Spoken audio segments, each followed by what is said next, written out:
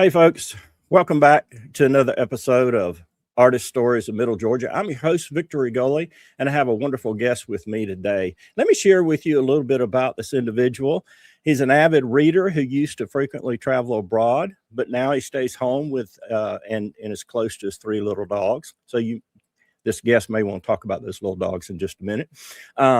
Travis Hart has been represented in galleries from Atlanta to Havana, Florida. His work is displayed in homes and offices from New York City to Paris, Miami, and beyond. And Travis has been selling his work for over 25 years. Travis Hart, welcome to the podcast today. Thanks so much for being on the podcast. Good morning, Victor. Thank you for having me.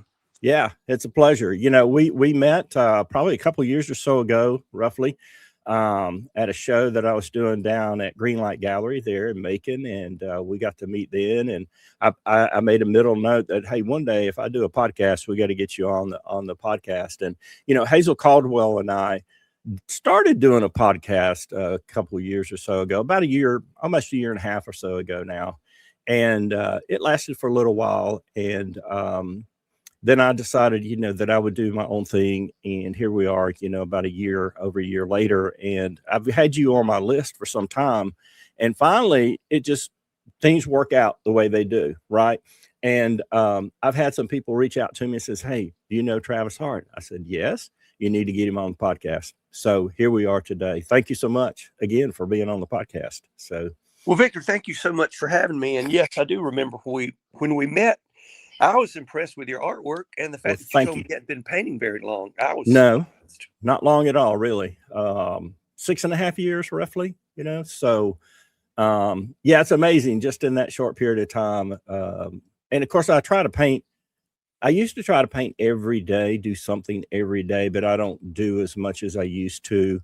But there was a while there that I was painting, gosh, I was still working for a couple of years there, and I retired in May of 22. So I've been retired 4 years now. And so since I retired, I started painting a whole lot more. But here lately, I've kind of pulled back just a little bit. Just got a lot of things going on. You know how life is. Oh, yes. Life gets in the way, and you got things that are pulling you in different directions. But sometimes I think I might get a little burnout in painting, because I might spend 6, 7, 8 hours one day painting and working on something, and then the next day it's like I got to have some me time, downtime. So it's like, I don't feel like doing it today. But anyway, I try to do something related every day.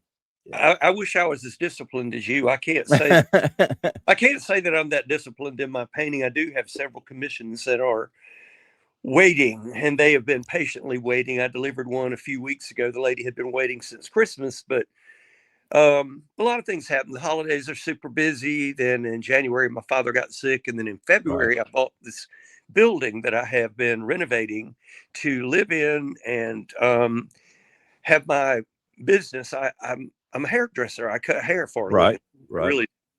And I'm still working. So between working, renovating this building, and dealing with a lot of other stuff, I haven't been painting all that much either, to be honest. Yeah. So where does your artist story begin? How far back?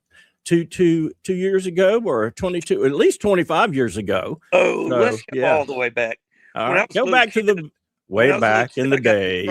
I got in trouble a lot in school for drawing. Oh, I'd be sitting there daydreaming and drawing when I should be doing something else. I mean, all the way back to grammar school.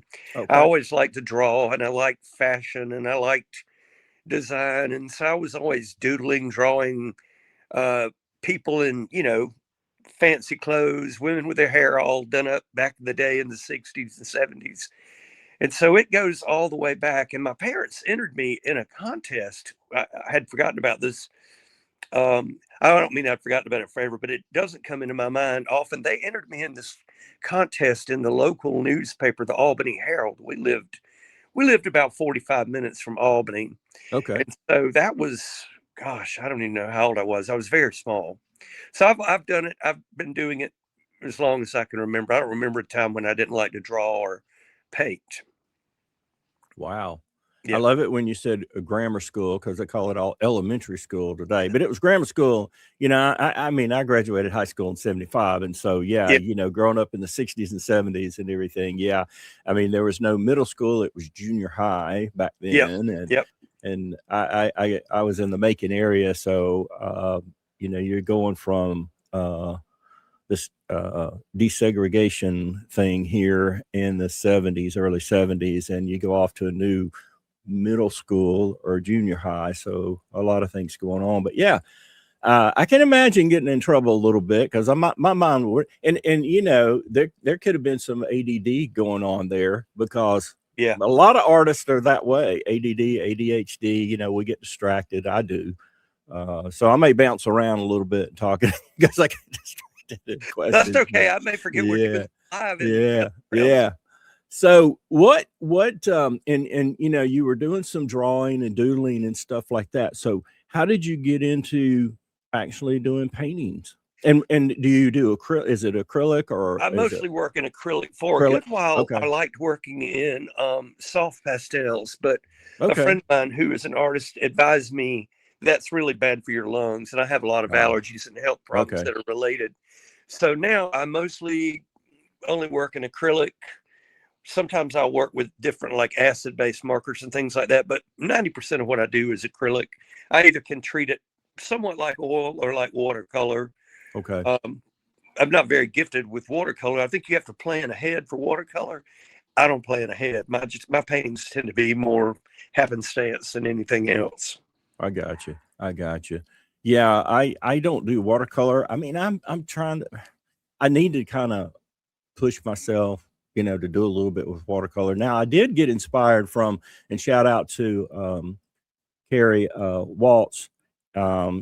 She was on the podcast, and she does some watercolor journaling, and she got kind of inspired to do that. So I bought some water brushes and little thing of watercolor paint and little pad and everything. And I've done just a little bit, and it's a different medium, and it's challenging. And I hear it's one of the hardest to master. I think it is. I think it is. The thought of having to mask off your white space in advance is intimidating to me personally, because I like to be able to have that control and come back and add white or whatever might need to be light. I like to come back with the white and add those spaces sometimes later. Right. So that's I find watercolor very difficult. I like acrylic, though, in the fact that you can sort of use it that way, especially with certain brands of like golden liquid. And it's called Golden. That's the brand. It's in a liquid. It's high pigment, but it's very watery and thin, and you can create a lot of different looks with that. Okay. Yeah. And that's always a question that I ask is, what do you find challenging in working with that kind of medium? Lack of especially control. like with with acrylic, Self-control, maybe. Self-control, maybe. Yeah. Okay. What inspires you to create? And folks, we're going to show some of Travis's artwork here shortly. And I try to do this on a regular basis, and we've been doing this for a while, is bringing into the conversation some of your artwork so that people can see some of the paintings that you have created.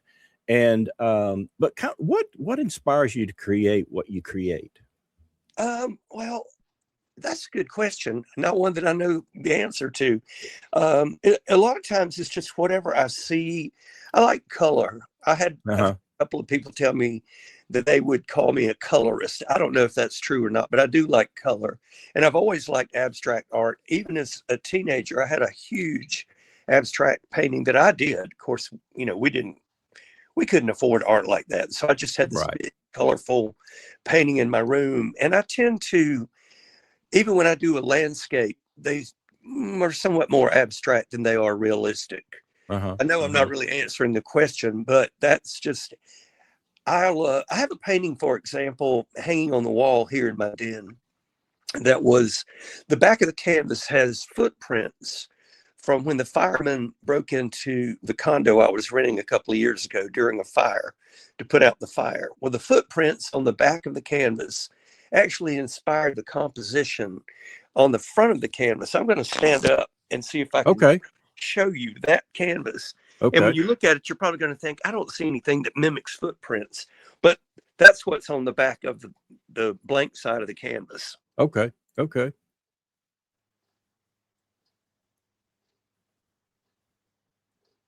Did you see the painting? We did. Yeah. Okay. Well, Now it's a colorful painting. oh, it's Yeah. very colorful. And the back Mm-hmm. of it is just, raw canvas with black outline of those big old boots that the firemen wear. Right. But they had walked all over that painting. And when I found that canvas and realized it was undamaged, I just kind of wanted to mimic that pattern on the other side of, movement back and forth. Like those guys, Right. whoever had walked on it probably had to step over it several times. So I get inspiration from a whole lot of different things. A lot of times I will look at something and think, what could I turn that into? Like a crumpled up piece of paper, just seeing the different shapes and shadows of that crumpled up piece of paper and maybe try to interpret that into a painting. And then sometimes I'll look at nothing. I'll just look at a blank canvas and think, okay, I've just got to put a bunch of paint on here. And after I get a bunch of paint on here, then I'll see if something comes to life. White I got you. canvases are very intimidating. Yeah, it is. So do you to get around that, do you tone your canvas before you get started? Do you start with just throwing a solid color up there just to get rid of the whiteness of the canvas?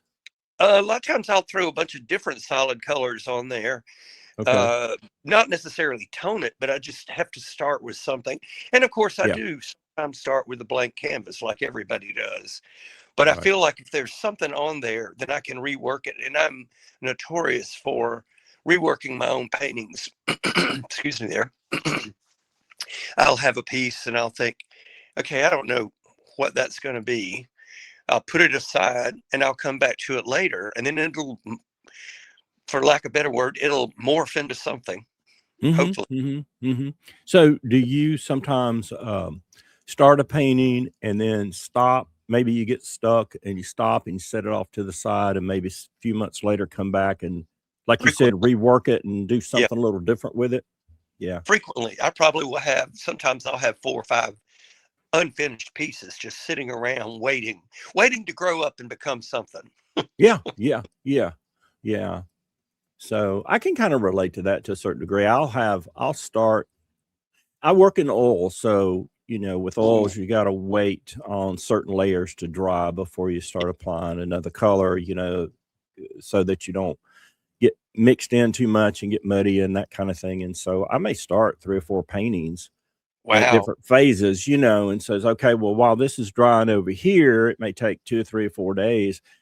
I'm not going to just sit around and wait, and twiddle my thumbs. Let me start working on something else. Or have already started something. Let me pick that back up and let's put another layer or do something different to it.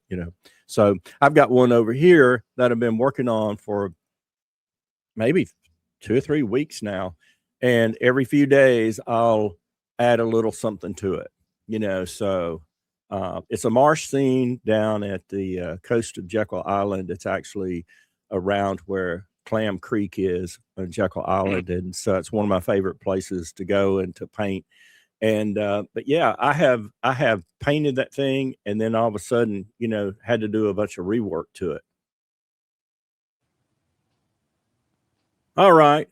Well, I think we're back now, and had a little technical difficulty there, folks, and that happens sometimes due to internet connectivity or whatever the case may be. But we're talking here a little bit with Travis Hart and about his art and everything, and we were talking a little bit about things that inspire you. Are there certain artists that you follow or like that have inspired you over the years? Uh, that's well, it is funny. I've based a few abstract paintings on some classical pieces. And when I say based, I'm talking very loosely based. But I'm inspired by people as cliched as Monet. Okay. Like Yeah. I've seen, a lot of his work in Paris. And then I've also been inspired by pieces like J.M.W. Turner's work, the scenes of the I guess it was like a battle in the Thames in London. Just the abstractness of all the, and I'm using my hand to go around like showing the smoke and the flames and the whatever. It's just the movement and the color. So there are a lot of Okay. artists I've been inspired by. But Okay. as far as anybody I can think of specifically, I would have to say not really. Just sort of a combination of a lot of different artists. Yeah. Okay. Well, that's fine. A lot of people like Monet. I like Monet. I like Van Gogh. I'm reading letters. I ordered this book, the letters of Vincent Van Gogh to his brother Theo, Oh, and so yeah. just trying to learn a little bit more about him and everything. And it's very, very interesting. Just kind of getting that inside, his Yeah. thoughts and experiences and things like that. So it's just in the early stages right now. So it's kind of interesting. I've been inspired by him, and there are a few others too. And I've even copied some of Monet's paintings, just for practice and Yeah. putting them Well, together. So I think yeah, even if somebody copies another person's work, they're going to put their own twist on it, they will. Yeah, and it's yeah, it's gonna it. I think it's still art. yeah, yeah. The inspiration was from somebody else, but all inspiration comes from somewhere. That's right. That's right. That's right. I That's remember right. as a little kid, my parents got Reader's Digest, and on the back of the Reader's Digest, or at least that's where I think I saw it. I first saw the Botticelli Venus in the clamshell. Venus, maybe it's called Venus Rising. I'm not sure. I should have researched that before we got on the podcast today. But I remember once I finally was able to see that painting in a museum and how different all the paintings look a lot different. Usually Hmm. they're smaller than what we imagine, sometimes larger. But I've always been attracted to art, Okay. always. All right. Now I'm only seeing about half of your face right now. Okay, So let me see here let what me I can do. perfect right there. Okay, all right. Yeah. We don't want to hide that smiling face now, Travis. We leave All it the right there. chins. Yeah. Yeah. Yeah. It's either Perfect. I show the balding head or the chins. There's only that little good part right in the I hear middle. you. I hear you. I hear you. Yeah. You just made me think of something the other day. My wife works for Georgia Farm Bureau, and I was in what they call B shots, some pictures that they can use to kind of help promote Farm Bureau and that kind of thing. And she sent me some photos the other day, and I was looking at it, and I said, "Who's that fat bellied, uh, white haired geezer guy?" And she said, "Don't talk about my husband that way." Oh, hush, Lord. Oh, Yeah, yeah, I walk funny, by a funny mirror stuff. sometimes and I go, "Oh my goodness, who? Oh, oh." Yeah, yeah, I And do that. especially with me being a hairstylist and the fact that I have so little hair, that's Well, just does kind of that? almost I mean, yeah, what cruel. talking about that a little bit. Do people? Well, gosh, that guy doesn't even have any hair. How's he going to fix my hair? They have to have faith. They have to have faith. Yeah, yeah. So, well, let me ask you that question. What made you decide to become a hairstylist? Where did that where did Oh, that begin? well, I I know it's wanted to not art be, related. I just have that question. well, it is kind of art related. I wanted to be an interior Mhm. designer or an architect, but I was terrible in math. I was a very Yeah. bad math student. And yet I sort of was always gifted. And I mean, some of the kids I went to high school with, when we were still in high school, I'd cut their hair. Yeah. So I would cut my mom's hair and my sister's hair and my grandmother's hair, and I would cut my hair. And so that was just sort of, graduated high school early, at the end of winter quarter, and started cosmetology school. And by that fall, I already had a job as a hairstylist, even before Wow. I was board certified. So I've been in this business for 49 years. Wow. Congratulations. Thank you. Yeah. Yeah. And people would say, why don't you paint more? Why don't you do this and that? I'm like, it feels a lot like what I already do all day long. I'm creating something for Yeah. people. Yeah. Yeah. And so I was reluctant for a long time to take on painting and sell paintings and do commission work. I have a good friend who was a retired art professor, and he told me he'd never done a commission. Oh, And really? yeah, and I can see sometimes I'm like, I'm never going to do another one, and yet I will. I do. Yeah. Yeah. Yeah, when you think about it, there's a lot of similarities in being a hairstylist or, I don't know if that's the appropriate word or not, an Oh, that's good artist. enough. Yeah. because it takes talent to do that. You know what I'm saying? Somebody that comes in, a woman, let's say, take a woman that comes in, female comes in, and they said, "Hey, I want to look this way," or they show you a picture of Yeah. this is, and it's almost like, "Hey, can you paint this?" Yeah. You know what It I'm is saying? like that. It is. Yeah, and Well, I then tell people I'm you dealing go with, and you're dealing with shape, you're dealing with color, you're dealing with, and there again, you're dealing with pleasing the person. A lot of times in commission right, work, I feel like I'm trying to please the person and what they conceive of as good painting. So it's very similar in some ways, and right, not quite the same though. Not quite the same. For one thing, I'm working alone on the painting a lot more, and then I show it to the person from time to time. Whereas in the hair business, you're right there, it's right then, and it's happening, and they're yeah, looking in the mirror. So yeah, yeah, at least with the yeah, artwork, I have a chance to step away and create and then come back to them and say, is this what you were thinking? right, right, yeah.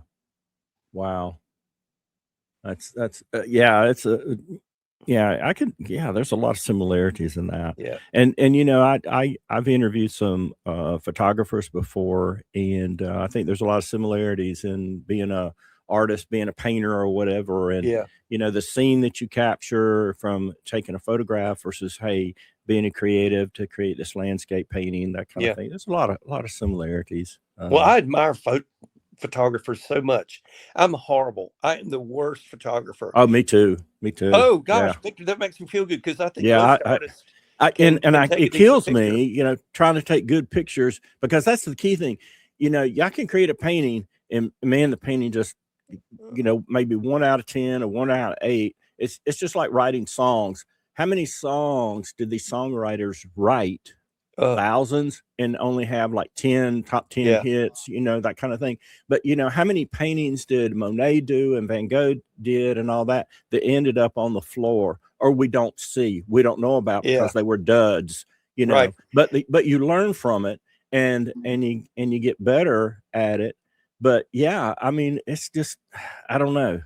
I try to get good photos of my work because I know the painting is a whole lot better than the photograph, Oh yeah, and the camera never really captures it, and it's like, man, I'll put something out on social media and says, my painting really doesn't look that way. It looks a whole lot better in person. And don't we all look better in person than we do in a photograph? That's why I hate I, to have myself photographed. I hope we do. When you were talking about the thrown away work, my art teacher in high school entered a piece that I had thrown away. She had it matted and framed and put it in a show, and I don't remember now, it may have won third prize, who knows, but it was something I didn't think was very good. It Yeah. was oil pastel, which is a medium I've never really liked working in. But when you said that, I thought back to that painting, and I'm like, oh gosh, yeah, it was something I thought was terrible and threw away, and yet she thought it was pretty good. And some of the Yeah. things that I thought were pretty good, I've had other people kind of turn at the nose at. I have heard that so many times, and I appreciate you bringing that up because I have a photographer friend, Steve Arnold, and I had him on the podcast, and we were talking about that very same thing. It's like, he said, I did this photograph, and I didn't think it was all that good, but then people were buying it, prints of Yeah, it. And it's yeah, like, I didn't think it was that good, and then you're right. Those things that you think, man, I nailed that. Look at this. This is some of my yeah, best yeah, work. And people are like, what the heck is that? yep, They yep. don't They they had don't that like look it. like, But it's like beauty is in the yeah, eye of the beholder. The same thing with absolutely. paintings, when you look at it, you and I could be looking at the same painting and you get motivated or moved or emotional about a painting. I'm thinking, Travis, what the heck? I don't see it, Yeah, yeah, Yeah. that's so Yeah. true. That is so Yeah. true. Yeah, So you hope when people walk out of that salon that people look and say, "Oh, wow, he knocked yeah. that out of the park," Well, I count And on that. I bet you do. I I bet you count do. on that. Hey, Yeah. 49 years, I've been counting Yeah. on You a can lot of do it, that. man. You Yeah, can do it. Yeah. thank you. Yeah, You can do it. Yeah, I'm sure. So you took art in high school or middle I school? did. I took art in high school, Okay. and then my parents hired a lady that was an artist originally from Macon named Dolly Hammock. She was Dolly Blake. Dolly passed away some years ago, but Okay. they hired her to tutor me one summer. And Okay. then I didn't have any more training until I was in my early 40s. I hired a young man named Jared Slack, who was living in Macon at the time. And so those are the only formal lessons, and they were very informal. But that's all the training I've ever had. Okay. Okay. I didn't take art in college or art history or anything. Yeah. Yeah. Um, I think some of the best artists are self-taught artists. Well, I think it's good to have somebody work with and give you like a better understanding, but I absolutely agree with you. I'm Yeah. pretty much self-taught. Yeah. And a lot of my friends that are artists are self-taught. Yeah. And I've taken lessons and everything, and they're all good, and I've benefited from them. I've learned a lot from them. And a shout out to CAD, Cornerstone Academy of Art and Design, Beth Smith. If you're watching this, hey, shout out to Beth. I took some. I wanted to work on still life, so I contacted Beth. I knew her, and I said, yeah. She said, yeah, come on out to the studio, and I did. And I had 2 or 3 lessons there, maybe 4. I can't remember exactly how many, and it brought out a weakness that I had.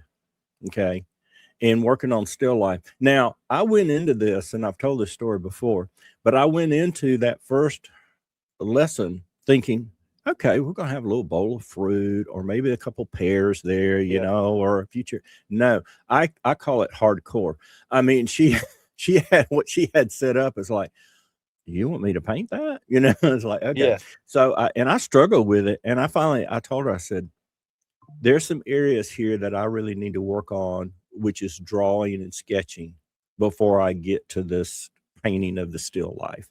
So that's been kind of a focus of mine for some time now, is to try to work on my sketching and drawing skills, Yeah. because you can always learn, and there's nothing. I mean, I encourage people to take lessons, starting out, and even after you've been painting for a while, go take a class, because you're going to pick up on something a little different, and maybe it will help you improve in a certain area. So Yeah. Sketching and drawing are things that I need to uh, practice again. I yeah, actually could draw better in the 1970s than I can now. A lot better. yeah, me too. I've lost Yeah, it. I mean, I yeah, just don't do it. It's well, I mean, there's not it's not that marketable. Or well, for me it's not. right, People want right, me to paint something. And right, so I don't spend a whole lot right. of time sketching and drawing when I Yeah, should. yeah, same here. And I remember, because I took art, well, in middle school, junior high, Yeah. 8th and 9th grade, and I was pretty good at it, and got to do a little internship with a Mercer University art student. And when I get into high school, I tell the story of the fumes and perfumes. That's Oh yeah. cars and girls, okay, Yeah. and dating and all that. Life gets in the way. But it was in the late 70s and early 80s that because I could draw pretty good, and I used to, and this is dating me because a lot of younger people are watching this. Newspaper, what the heck is that? But you remember political cartoons that were in the newspaper Oh and yeah. how they were drawn out and everything. I Yeah. would take those and copy those, and I did some of Jimmy Carter and also of Ronald Reagan and a few others. And then I Oh would do wow. like movie stars like Marilyn Monroe and Humphrey Bogart and stuff like that, some charcoal and what have you. And I was pretty good at it. But then again, life gets in the way. But it's that skill. You got to continue to work at it, because it's like a muscle. You use it or you lose it, kind of That's right. You thing. do. And so, and you don't realize it when you're actually painting, especially like, I do a lot of landscapes and stuff like this, especially if you do portraits and stuff. That's when your drawing skills, your Yeah. proportions and things like that really come into play. Because you want to make sure that both eyes are the same size. You don't have one that's just, 2 times bigger, and, they're lopsided like this, Yeah, and, only big Picasso could get away forehead, with that. you Picasso know, could get away with that, but we yeah. can't. But when you do a landscape, that tree doesn't have to be perfect, And you so can move that tree. you can move that tree. That's right. That's right. Yeah. I could add a branch or a limb to it if I Right. want to. Yeah. It's my creation, but I can't add a third ear or something like that, or just, well, I could do one ear if I'm doing a Van Gogh, but yeah. Right. And like I said, Picasso seemed to move all the pieces of bits around, but he got away with that. We can't get That's away with right. that. Oh, no. People say, "Oh, you trying to be like Picasso or something?" You're not a Picasso. So Yeah. okay, yeah, whatever. But I don't like portrait work. I don't do portrait work. I've yeah, had people ask me and I just quickly say no. I've yeah, done a few pet portraits and I don't even really like to do them because I don't feel like maybe it's doing the pet justice, but definitely yeah, would not. I don't do people. yeah. Absolutely. I've tried to do that. I want to do that, but just like anything, it's going to take a lot of practice and everything. And I've taken some workshops, and I enjoyed it, and I did pretty good at it. But it's just like doing landscapes and other paintings. The more I do it, more lessons I take, more tutorials, the more practice. I know I'll get better at it. It's Oh just yeah. something I got to stick with. It's discipline myself. Yeah, that's a challenge. Yeah. Yeah. Discipline. Maybe in a few years, if I ever retire, all my clients say that I'm going to be cutting their hair right up until the 11th day on the 11th hour. So I hear you. I don't know. I don't know about ever retiring, but right now I'm as busy as I want to be, both with There the you go. artwork and Yeah. at work. Yeah, Yeah. that's good. That's good. All right. Speaking of your artwork, I'm going to pull in and I want to show some of your artwork here. Great. Okay. Thank you. See if we can get this thing added to the stage here. All right. So we've got about 5 slides, maybe 10 pieces of your artwork. So I want you to talk about these, Travis, and tell us a little bit about the one on the left. We'll just start with the ones on the left, and talk about that. This looks like a pretty good size painting. There on an easel. Yeah. So talk to us a little bit about this. And this is done in acrylic. Is that correct? Yes. Yes. Okay. All It's right. done in acrylic. The piece on the left was something that I had done that was hanging in my bedroom in my last apartment, and it just didn't. The bottom of it didn't have anywhere to go. Uh-huh. And recently, I came back in and I reworked it, and I'm almost certain this was a gift to some friends of mine recently. Okay. I don't have the painting, so I think that it has. Yep, yep. It was just a gift to go with a companion piece. Oh, okay. They had another baby, and I had done a piece for the little boy a few years back, and I think this is a companion piece to hang in the nursery. That Oh, piece on the okay. left, yeah, and then Yeah. the piece on the right is trees with light breaking through them. Gotcha. I know it's very abstract, and some people might not realize that's what it is. I've Okay. always liked the way light breaks through trees. I'm fascinated with that. Yeah. So, okay. That's pretty cool. That's pretty cool. All right. Now, these Okay, are 2 that I picked because of not that they're pet portraits, but they're animals and everything. And I thought, okay, well, I'm going to put these 2 together so you could talk a little bit about these. okay. These were commissions. Okay. Um, a lady that's a good friend of my friend June Jordan O'Neill became familiar with my work, and she was still living down near Valdosta, I believe, at the time. She has since moved, and she wanted farm animal paintings. I Gotcha. did the lambs, the cows, and then I don't remember if I probably forgot to send you a picture of the chickens, but they were very specific. She wanted farm animals, and so that's why Okay. I did farm animals. Okay. I did little Now, small abstracts and then just put the animals in I'm sorry, not abstracts, landscapes. I did little small landscape. Yeah. landscapes and just added Yeah. the animals to the Yeah. landscape. What size painting is that? I mean, the one on the left, is that like a 9 by 12 or I 11 by 16 or they something like might that? be they might be 9 by 12s, or they Okay. might be, I'd say 9 by 12. Just looking Okay. at it, it's Yeah. really hard to remember. A beautiful, beautiful frame on the one on the left there. Yeah. Yes, I deliberately often try to paint in a standard size so Gotcha. that Yeah. people will be able to buy an off the rack Right. frame. Yeah. And that's what she did. She went out right away. As soon as the paintings were delivered to her, within 24 hours, she sent me photographs of the paintings hanging in her house. Awesome. Yeah. Yeah. Those look so good there. Thank Yeah. you. Yeah. Yeah. They complement each other, I think, color wise, style. Right. And I don't Yeah. know if the chickens if she hung them in that same room. I really don't remember. The lady has moved out of town since then, and Okay. so I don't know where the paintings might be hanging in her new house. Gotcha. But that's the Okay. story. Okay, these Okay. were in a home of a lady here in Macon that does real estate, Denny and Callahan Jones. Okay. And I had several people who liked these paintings and wanted me to do something similar for them. A lady in Atlanta, in particular, who had been down to Macon on a tour of homes. And so these are not reproductions, but they are similar to the original paintings that I did for Miss Jones. Okay. Yeah. The one on the right looks like a, pretty good size painting, at They're least both something, pretty big. They're both pretty big. I don't know if I think I want to say 30 by 40. Yeah. I was going to say, looking at,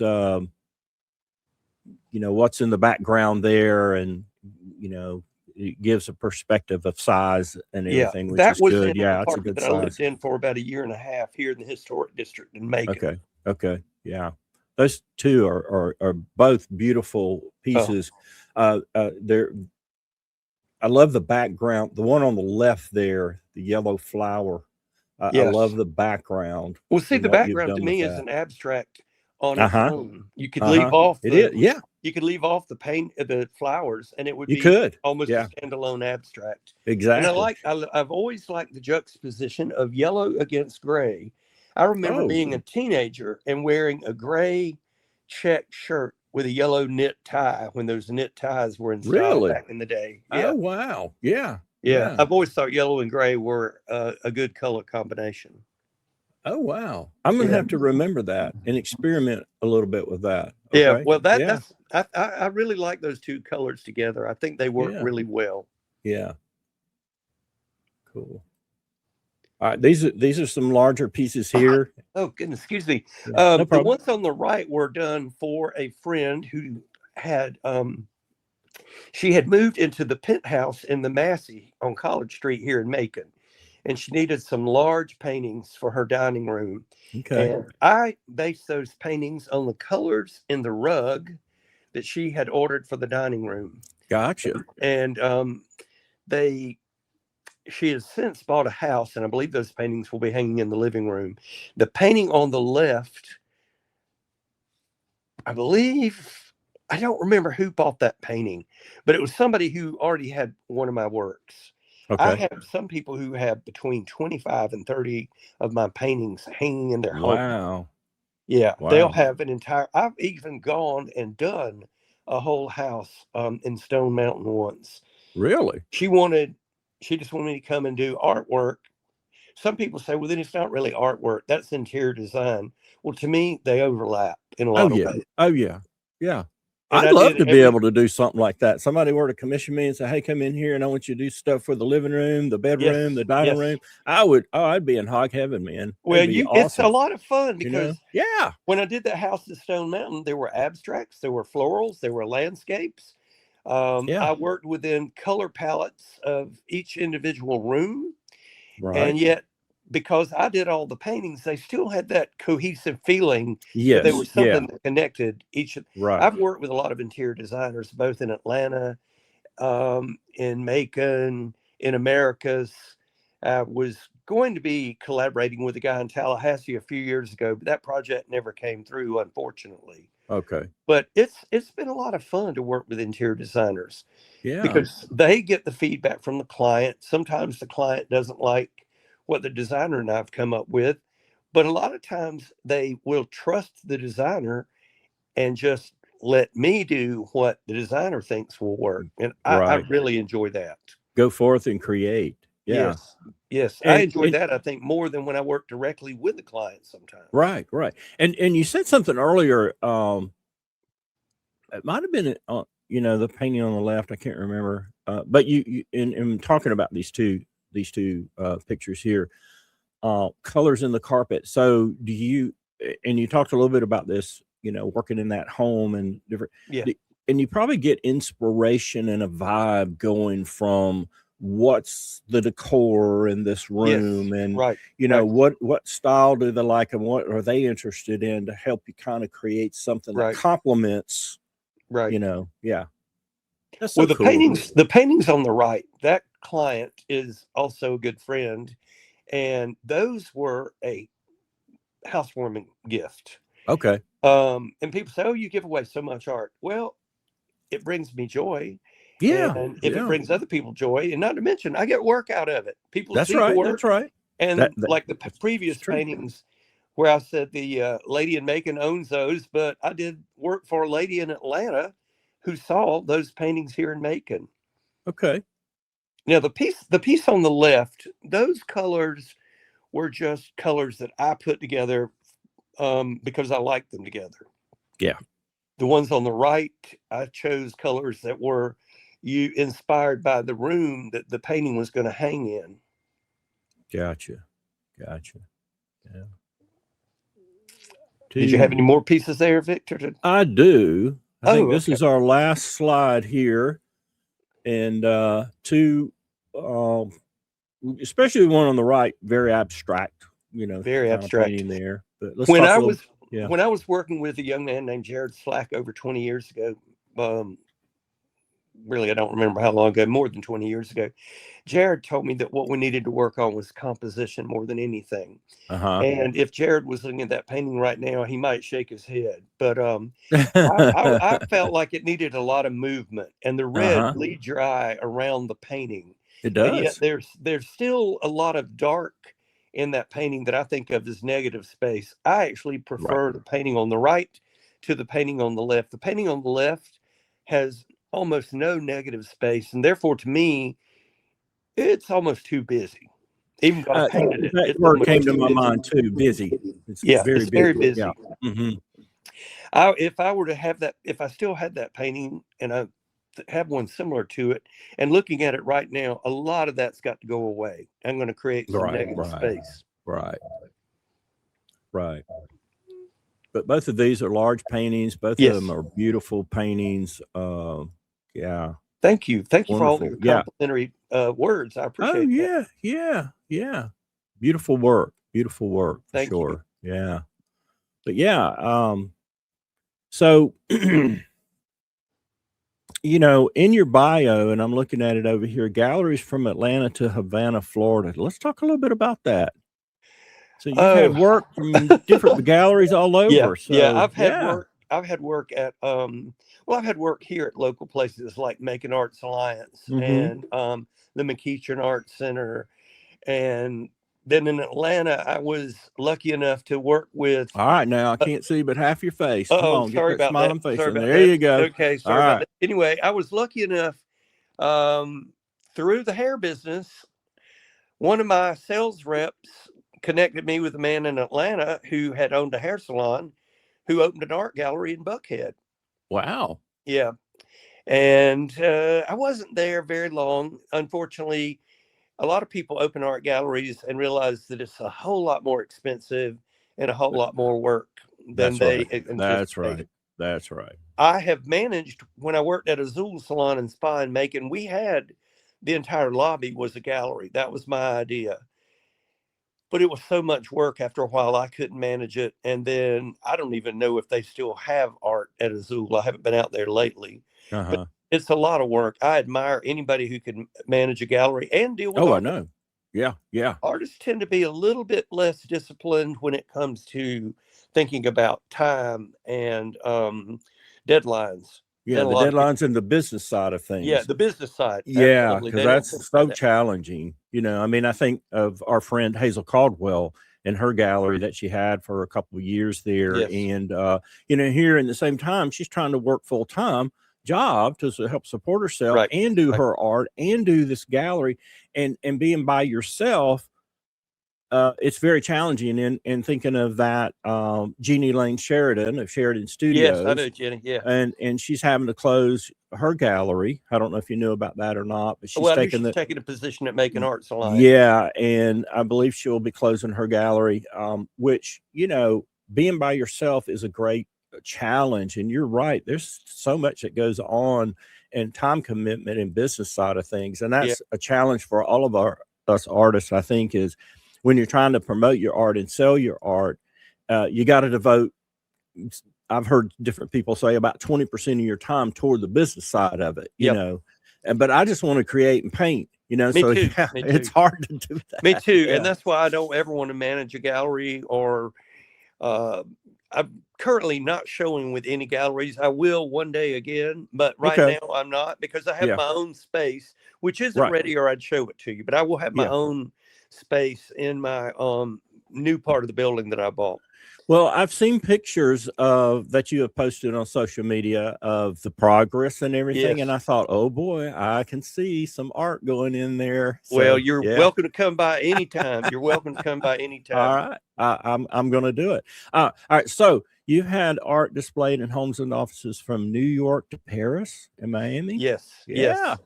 Well, that is again all in who you know. I have friends in all those cities, and I Gotcha. have traveled to all those places. Well, I have never been to Miami except to change planes, but I do have friends in Miami, and therefore I've had work that was hanging in homes in Miami. Right. But Right. I have had friends who live in New York and friends Don't who live. downplay it now. Don't Listen, downplay it. listen, You're listen. there. Yes, well, they're there. They're there. That's Yeah, right. they are there. Yeah, Yeah. yeah. That sounded a little grandiose, though.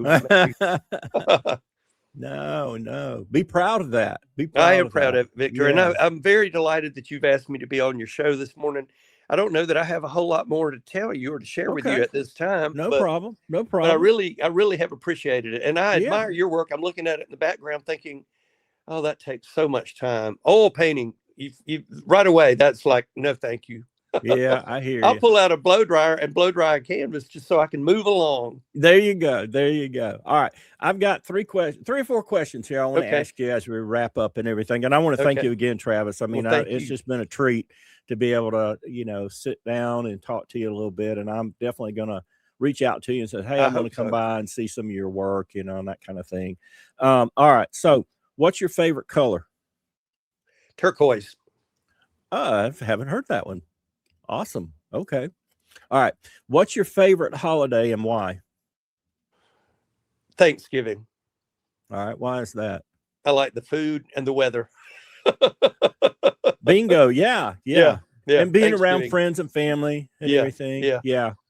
The food. Excellent. Yeah. All right. If you could have a superpower, what would it be? Ooh. Oh, wow. To wipe away any bad memories that anyone has, Oh, myself included. I love that. That's great. Yeah. Yeah. It's almost like what, Men in Black, and they hold up that thing and wipe Yeah. out the memory. Yeah. They It's zap gone. that. Yeah. Zap those Zap bad it. memories. Yeah. All right. Last question to describe your dream art studio / gallery. Wow. Okay. It would have a lot of light. Okay. It would not be too large, but maybe, I don't know, 20 by 20. It would have a source of plumbing so that you could wash the brushes and stuff right there. Yeah. Because I do work in acrylic and not oil. Right. Yeah. It would be, I don't know, just a calm, peaceful place. It would have a sofa so that I could sit with the dogs on the sofa. Actually, Yeah. I work here in my little dog. I call this the dog den. Okay. I work here in my den, and I have a living room for guests. I leave a mess on my coffee table. There's art supplies all over my coffee table right now, because this is where the dogs and I hang out, and I paint and create. And I tell people the formal living room is not really formal, but that's for them. This is for me and the dogs. There you go. I love it. I love it. Well, Travis, I want to thank you again for being on the podcast today. It's been a joy and a treat. As I said earlier, I want to wish you all the best. Keep up the good work. Look forward to getting together with you in person again soon. Reach out to you and maybe we can set something up and get up to Macon and just stop by and say hello and chat a little bit. But yeah, it's been a treat today. I want to thank everybody for tuning in and catching another episode of Artist Stories of Middle Georgia. Please, if you're out on Facebook, become a friend with us and follow us so that you won't miss out on any new content. And if you're watching us on YouTube, please like and subscribe to the channel, help the channel to grow. But take care, everybody. Take care, Travis.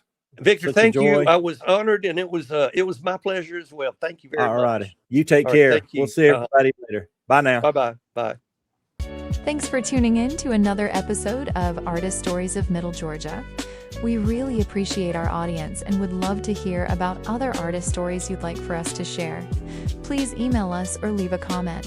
You can find us on Facebook, YouTube, and Instagram. Please like and subscribe.